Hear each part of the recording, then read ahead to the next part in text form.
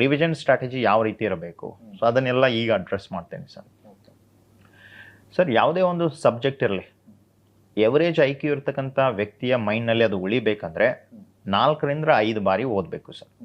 4ರಿಂದ 5 ಬಾರಿ ಓದಿದಾಗ ಯಾವ ರೀತಿ ರಿವಿಷನ್ ಆಗಿರ್ತದೆ ಅಂದರೆ, ಅದು ಎಕ್ಸಾಮ್ ಹಾಲ್ನಲ್ಲಿ ಕುಳಿತಾಗ ಆ ಪೇಜು ನಮ್ಮ ಕಣ್ಣು ಮುಂದೆ ಬರುತ್ತೆ ಸರ್. ಆ ಲೆವೆಲ್ಗೆ ರೆಡಿ ಆಗ್ತೀವಿ. ಸೊ ಆ ರೀತಿ 4ರಿಂದ 5 ಬಾರಿ ಎಫೆಕ್ಟಿವ್ ರೀಡಿಂಗ್ ಆಗಿರಬೇಕು ಸರ್. ಹಾಗೆ ಸುಮ್ಮನೆ ಬುಕ್ ನೋಡ್ತಾ ನೋಡ್ತಾ ಹೋಗೋದು ರಿವಿಷನ್ ಅಲ್ಲ ಸರ್. ನನ್ನ ಪ್ರಕಾರ ಓದಿದ ನಂತರ ಒಂದು ಟಾಪಿಕ್ ಮುಗೀತಂದರೆ ಅಥವಾ ಒಂದು ಅರ್ಧ ಗಂಟೆ ಆಯ್ತಂದರೆ 5 ನಿಮಿಷ ಬ್ರೇಕ್ ತೆಗೆದುಕೊಳ್ಳೋದು. ಒಂದು ಟಾಪಿಕರೇ ಮುಗಿಲಿ, ಇಲ್ಲ ಅಂದರೆ ಅರ್ಧ ಗಂಟೆರೇ ಆಗಲಿ. ಕೆಲವೊಂದಿಷ್ಟು ಟಾಪಿಕ್ಸ್ಗಳು ಅರ್ಧ ಗಂಟೆಯಲ್ಲಿ ಮುಗಿಯಲ್ಲ. ಸೊ ಅದಕ್ಕೋಸ್ಕರ ಒಂದು ಅರ್ಧ ಗಂಟೆ ಆದ ನಂತರ ಸೊ ಆ ಟಾಪಿಕ್ನಲ್ಲಿ ಆ ಒಂದು ಟಾಪಿಕ್ ಕುರಿತಂತೆ ಏನೇನು ಓದಿದ್ದೀವಿ ಅದನ್ನು ಒಂದು ರಫ್ ಶೀಟ್ನಲ್ಲಿ ಇಂಪಾರ್ಟೆಂಟ್ ಕೀವರ್ಡ್ಸನ್ನು ಮಾತ್ರ ಬರೆಯೋದು. ಎಂಟೈರ್ ಸೆಂಟೆನ್ಸ್ ಅಲ್ಲ ಸರ್, ಇಡೀ ವಾಕ್ಯಗಳನ್ನು ಬರೆಯೋದಲ್ಲ.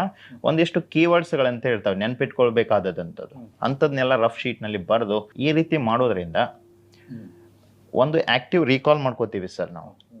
ಆ್ಯಕ್ಟಿವ್ ರೀಕಾಲ್ ಅಂದರೆ ಏನು ಬರೆದಿದ್ದೀವಿ, ನಮ್ಮ ಮೈಂಡ್ನಲ್ಲಿ ಏನಿದೆ, ಬುಕ್ನಲ್ಲಿ ಏನಿದೆ, ಸೊ ಇದನ್ನು ನಾವು ಕಂಪ್ಯಾರಿಸನ್ ಮಾಡ್ಬೋದು.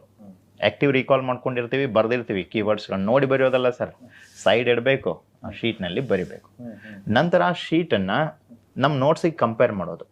ಕಂಪೇರ್ ಮಾಡಿ ಏನೇನು ಬಿಟ್ಟು ಹೋಗಿದೆ ಇದರಲ್ಲಿ ರೀಕಾಲ್ ಮಾಡಿದ್ದೀವಲ್ಲ, ನಮ್ಮ ನೋಟ್ಸ್ನಲ್ಲಿರೋ ಕೆಲವೊಂದಿಷ್ಟು ಕೀವರ್ಡ್ಸ್ಗಳು ಬಿಟ್ಟು ಹೋಗಿದ್ದಾವೆ ಈಗ, ಅಂದರೆ ಅವು ನಮ್ಮ ನೆನಪಿಗೆ ಬಂದಿಲ್ಲ. ಈಗ ಆ ಕೀವರ್ಡ್ಸ್ಗಳನ್ನ ಹುಡುಕಾಡಿ ಆ ರಫ್ ಶೀಟ್ನಲ್ಲಿ ಬರೆಯೋದು ಸರ್. ಬೇರೆ ಪೆನ್ಲೆ ಬರೆದ್ರೆ, ಬೇರೆ ಕಲರ್ ಪೆನ್ಲೆ ಬರೆದ್ರೆ ಇನ್ನೂ ಒಳ್ಳೆಯದು. ರಫ್ ವರ್ಕ್ ಮಾಡುವಾಗ ಒಂದಾಯಿತು, ಇನ್ನೊಂದು ಯಾವ್ಯಾವ ನಮ್ಮ ನೆನಪಿಗೆ ಬಂದಿಲ್ಲಲ್ಲ ಅದನ್ನು ಇನ್ನೊಂದು ಇಂಕ್ ಪೆನ್ಲೆ ಬರೆದ್ರೆ ಅವಾಗ ಮೈಂಡು ಹೌದಪ್ಪ ಇದು ನೀನು ನೆನಪಿನಾಗ ಇಟ್ಕೊಂಡಿಲ್ಲ, ಇದು ನೆನಪಿನಾಗ ಇಟ್ಕೋಬೇಕು, ಇದು ಬೇರೆ ಕಲರ್ದು ಏನೇನದಲ್ಲ ವರ್ಡ್ಸ್ಗಳು ಹಂಗೆ ಪ್ರಿಂಟ್ ಆಗಿಬಿಡ್ತವೆ ಸರ್ ಅವು. ಸೊ ಪ್ರತಿ ಟೈಮ್ ರಿವಿಷನ್ ಮಾಡುವಾಗ ಇದನ್ನು ಮಾಡಲೇಬೇಕು ಸರ್.